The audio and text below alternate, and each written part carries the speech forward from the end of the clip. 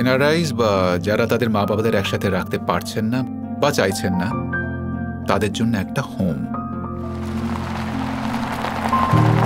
তখন কি ভেবেছিলাম 85 বছর পর্যন্ত বাঁচবো?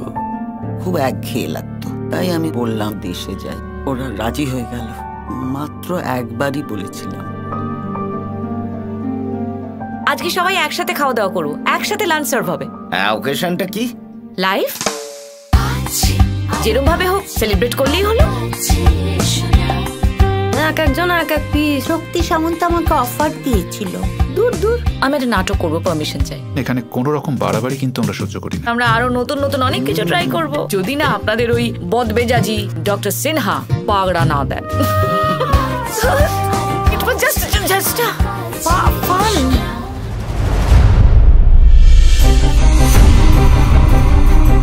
আপনার রেজিস্ট্রেশন ক্যান্সেল করে দেবো। You be kicked out. ও যদি চলে যায় তাহলে আমরা সবাই চলে যাব। শেষ কটা বছর মানুষ এখানে পিসফুলি অ্যান্ড কোয়াইটলি কাটাতে আসে।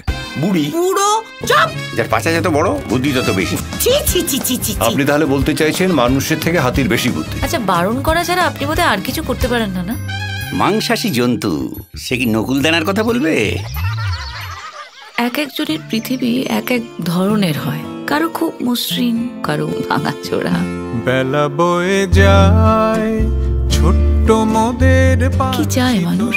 মুখ্য মুক্তি। কে যাবি আয়, কোমল দুখানি বাহু শরমে লুকায়ে, বিকশিত স্তন দুটি আগুলিয়া রহে। রবীন্দ্রনাথ। বাঙালি চুপ।